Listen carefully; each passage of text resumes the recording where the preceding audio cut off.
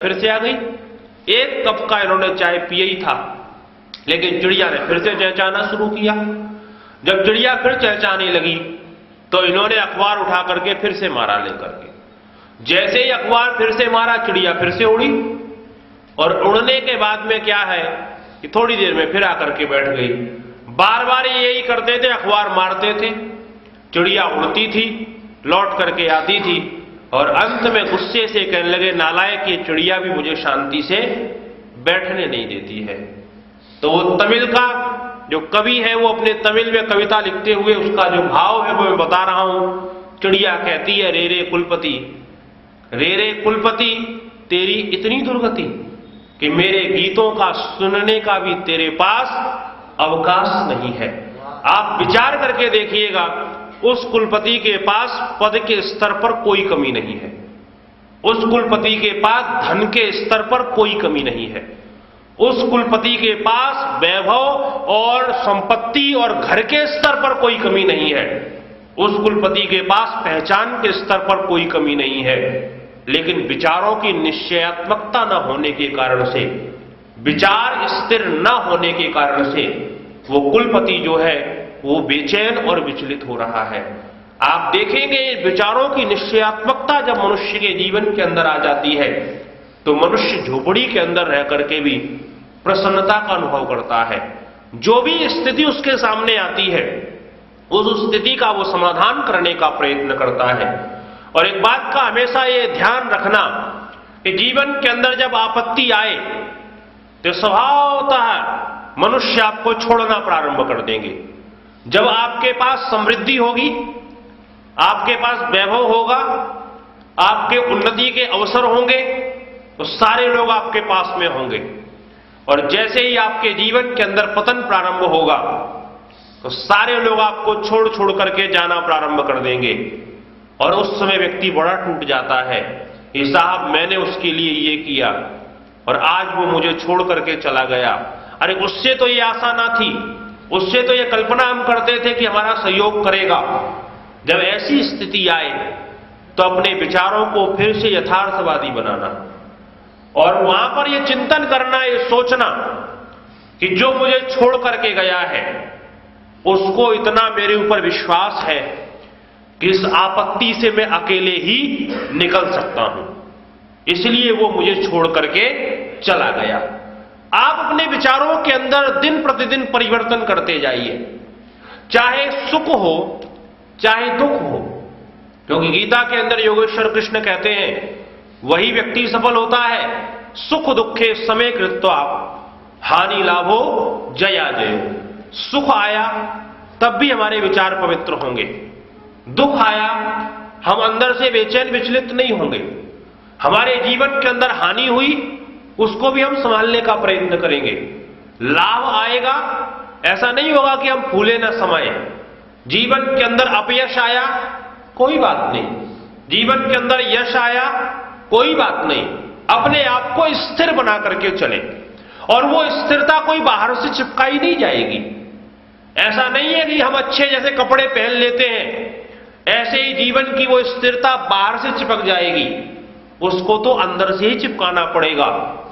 और अपने को सारी स्थितियों में एक जैसा रखने का प्रयत्न करें और ये मान करके चलें कि मेरे जीवन की अच्छाई या बुराई मेरे विचारों पर निर्भर करती है।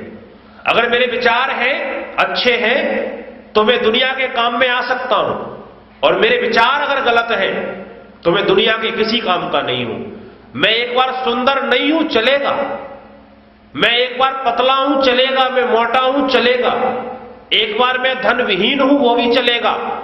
अगर मेरे विचार उत्तम है तो दुनिया के लोग मुझसे प्रेम करेंगे। मैं बहुत सुंदर हूं तो एक बार मुझे देख करके कोई मुझसे प्रेम कर ले, लेकिन अगर मेरे विचार दूषित हैं तो कोई भी व्यक्ति मेरे पास रहना पसंद नहीं करेगा।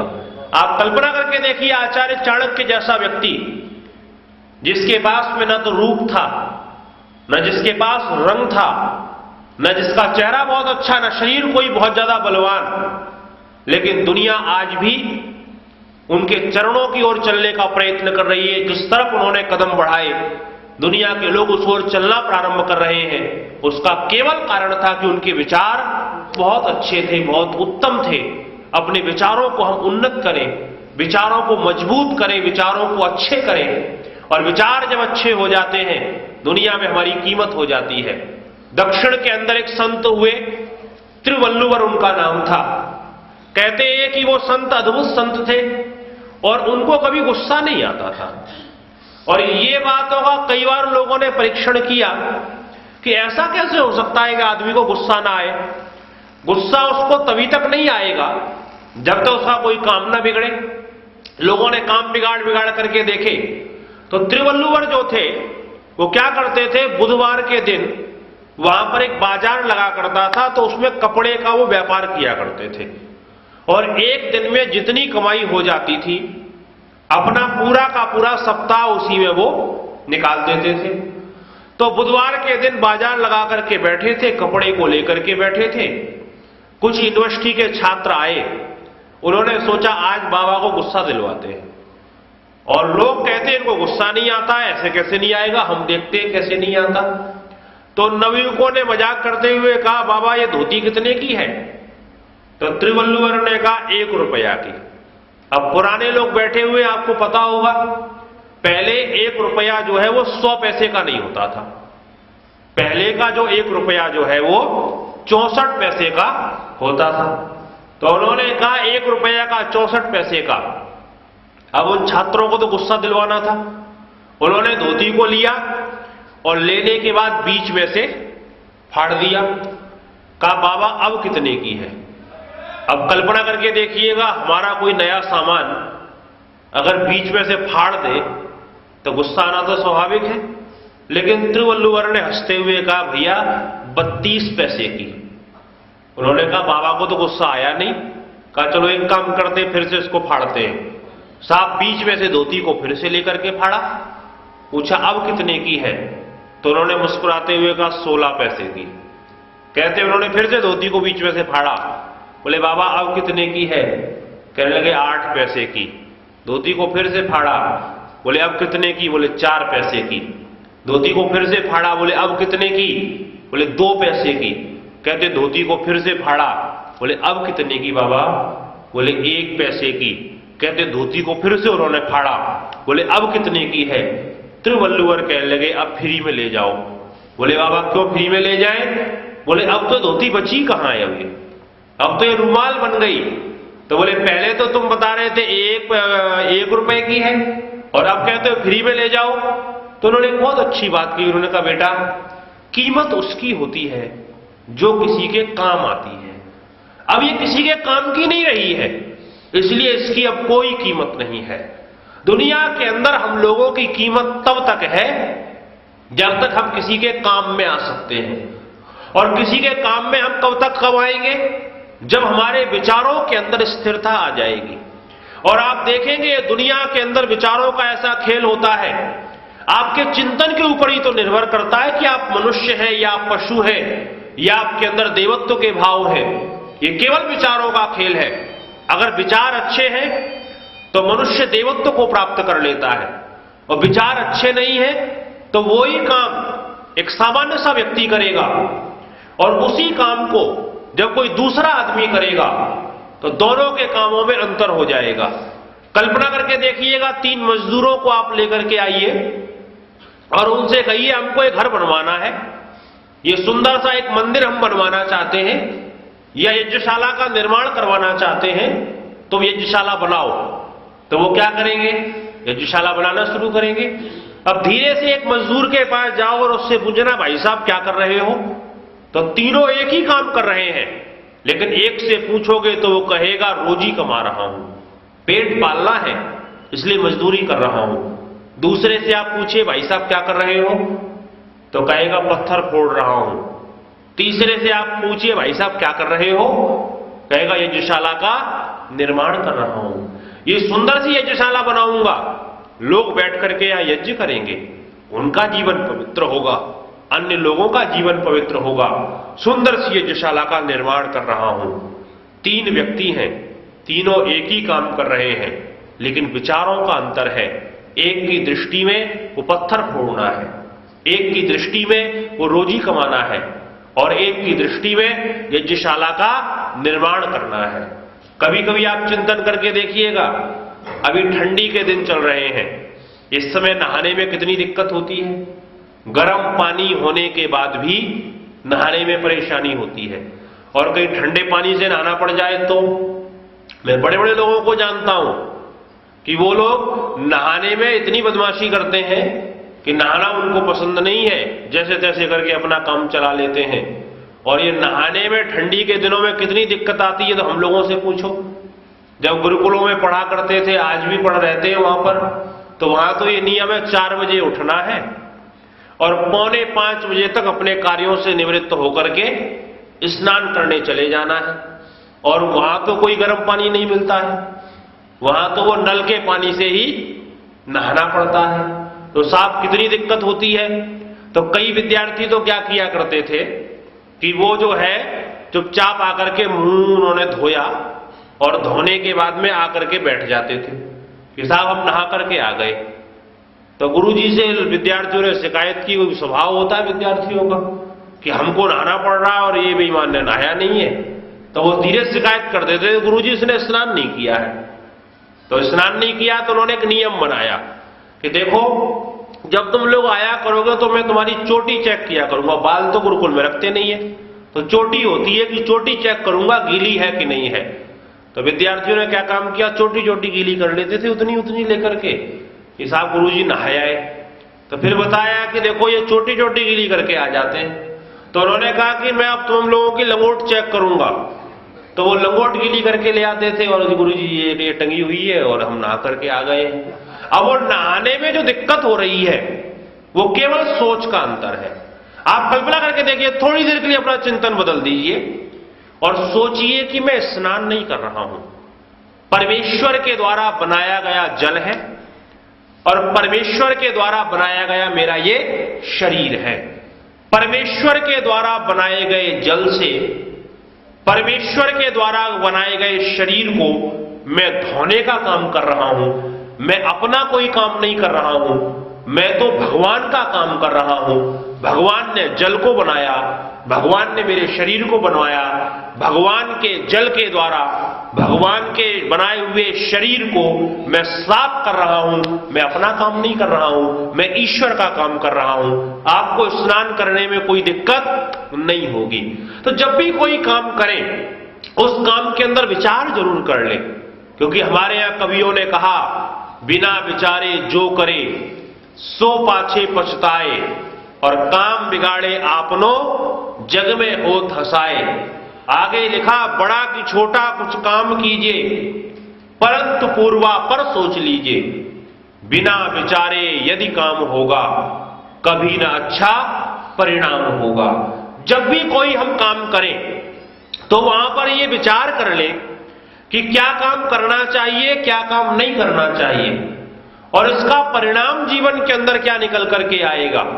अगर ये विचार हमने नहीं किया तो हमारे जीवन के अंदर कभी भी निश्चयात्मकता नहीं आएगी, और जब तक हमारे जीवन के अंदर वो निश्चयात्मकता नहीं आएगी तब तक हमारे सारे काम गड़बड़ हो जाएंगे। ये केवल चिंतन का फर्क होता है। आप सोच करके देखिए, भोजन की थाली आपके सामने आई और उसको देखते ही आप 50 गाली दीजिए। क्या भोजन बनाया है, नमक इसके अंदर ज्यादा हो गया, मिर्ची कम हो गई, सब्जी का तड़का जल गया है, रोटी कम फूली हुई है, और उस भोजन को आप खा जाइए। तो मेडिकल साइंस ये कहती है कि अगर 3 महीने तक आप भोजन को देख करके गाली देते रहें तो आपको टीबी की बीमारी निश्चित रूप से हो जाएगी, आपको ब्लड कैंसर की बीमारी हो जाएगी। वो भोजन जो है वो शरीर पर कम प्रभाव पड़ता है, आपके विचार जो है उसके अंदर ज्यादा प्रभाव करते हैं। आप क्या सोच रहे हैं, किस चिंतन के साथ में भोजन कर रहे हैं, इसका हमारे शरीर के अंदर बड़ा प्रभाव पड़ता है।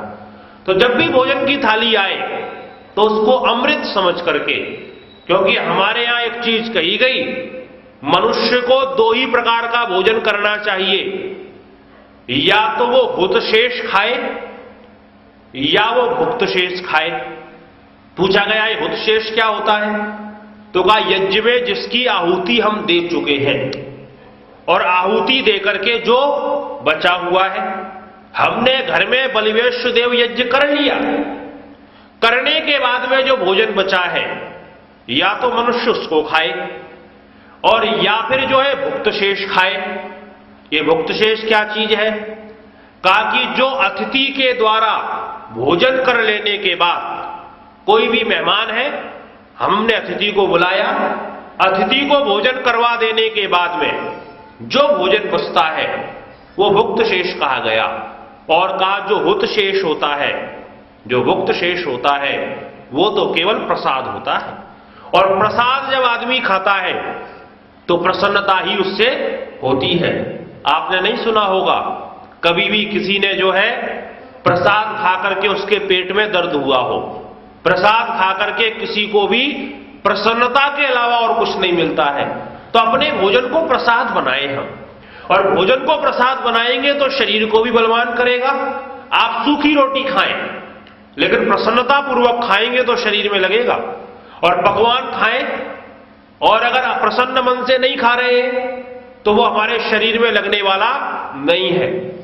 कुछ दिन पहले वैज्ञानिकों ने एक सर्वेक्षण किया कि प्रसन्नता और अप्रसन्नता का भोजन पर प्रभाव क्या पड़ता है। तो एक बिल्ली के ऊपर उन्होंने जो है प्रयोग करके देखा। एक बिल्ली को कांच के एक बर्तन में बंद कर दिया और उसके ऑक्सीजन आदि जाने की वहां व्यवस्था कर दी गई, और उससे पहले बिल्ली को एक चूहा खिला दिया गया। बिल्ली ने चूहा खाया और खाने के बाद बिल्ली को उस कांच के अंदर बंद कर दिया गया। जब साहब वो बिल्ली को बंद कर दिया कांच के अंदर, तो एक कुत्ते को उसके ऊपर छोड़ दिया गया। अब कांच के अंदर बिल्ली तो सुरक्षित है, लेकिन जब कुत्ता उसके ऊपर झपटता था तो कांच में से दिखाई देता था कि बिल्कुल वो मेरे पास आ गया। अब बिल्ली कभी भाग करके इधर जाती थी, कभी उधर जाती थी, कभी इधर जाती थी, और 1.5 घंटे तक ये प्रक्रिया चलती रही, और अंत में डर के कारण से बिल्ली की मृत्यु हो गई। जब मृत्यु हुई, बिल्ली मर गई। तो मरने के बाद वैज्ञानिकों ने सबसे पहले उसके पेट को फाड़ा, और फाड़ करके जब उसके आमाशय को देखा तो वो जो चूहा था वो चूहा वैसे का वैसा ही रखा हुआ था, उसमें पचने की प्रक्रिया प्रारंभ नहीं हुई थी। आप कल्पना करके देखिएगा, 1.5 घंटे हो गए हैं, 1.5 घंटे के अंदर पशुओं का जो शरीर होता है उसकी एक व्यवस्था होती है।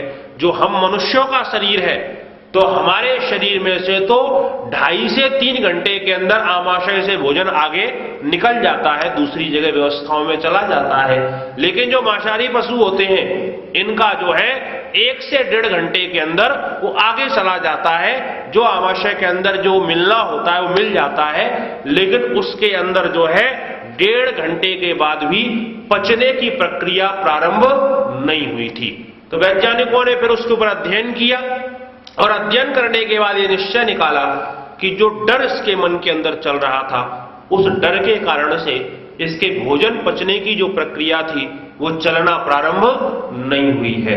तो ये विचारों का प्रभाव हमारे भोजन पर पड़ता है, इन विचारों का प्रभाव हमारे शरीर पर पड़ता है, ये विचारों का प्रभाव जो है हमारे जीवन पर पड़ता है। जो विचार हमारे जैसे हो चुके उनका तो हम कुछ नहीं कर सकते, लेकिन आगे हमारे विचार अच्छे हों, इस बात के लिए हमको सतत चिंतन करते रहना चाहिए। और इसके लिए योग दर्शन के ऋषि कहते हैं, हेयम दुखम अनागतम। जीवन के अंदर कोई भी जो गलत चीजें हैं जो आने वाली हैं उसको रोकने के लिए व्यक्ति को हमेशा प्रयत्न करते रहना चाहिए। चाहे वो विचार के स्तर पर दूषण आ रहा हो उसको रोकने का प्रयत्न कीजिए, चाहे वो वाणी के स्तर पर आ रहा हो, चाहे वो क्रियाओं के स्तर पर आ रहा हो, सारे के सारी गलत चीजों को आप आगे आने वाली जो चीजें हैं उनको रोकने का प्रयत्न करें। और ये हमेशा एक चीज का अपने जीवन के अंदर ध्यान रखें कि जो हो गया उसके ऊपर ज्यादा चिंतन ना करें, जो आगे होने वाला है उस पर भी ज्यादा चिंतन ना करें। चिंतन विशेष रूप से किस पर करें? जो वर्तमान चल रहा है। हमारे यहां कहा गया कि देखो इस बात का स्मरण रखना, गते शोको न कर्तव्यम, भविष्यम नैव चिंतयेत, कि जो हो गया उसको मत सोचो, और जो भविष्य में होने वाला है उस पर भी विचार मत करो।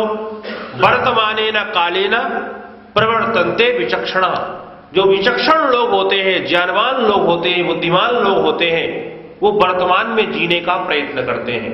आप कभी अनुभव करके देखना, आपकी 15 दिन पहले किसी से लड़ाई हुई हो, आज वो लड़ाई नहीं हो रही है, 15 दिन पहले हुई थी, लेकिन उस लड़ाई को आप सोचना शुरू कर दीजिए, और जैसे ही आप सोचना शुरू करेंगे तो एकदम आप तमतमाना शुरू हो जाएंगे। मैं उसको ऐसा कर देता, मैं उसको ऐसा मार देता, मैं उसको ऐसा कर दूंगा। अभी लड़ाई नहीं चल रही है, केवल विचारों के स्तर पर आपने सोचा है। इसलिए कहा कि देखो, जो समझदार लोग होते हैं वो क्या करते हैं, उसके लिए करना केवल इतना है कि जो भूत है, अर्थात जो बीत गया, उसका आप जूस निकाल लीजिए और भविष्य को वर्तमान में खींच करके ले आइए, और उसके बाद में अपना जीवन जीना प्रारंभ कर दीजिए। तो जो भूत है उसका जूस निकालो, भविष्य को वर्तमान में ले आओ, और वर्तमान में जीते हुए यथार्थवादिता के साथ में अपने चिंतन को, अपने विचारों को ऊंचा बनाते हुए, क्योंकि इस बात का बिल्कुल निश्चय करके चलिएगा कि जिसका जितना छोटा विचार होगा उसके जीवन में उतने ही ज्यादा दुख आएंगे।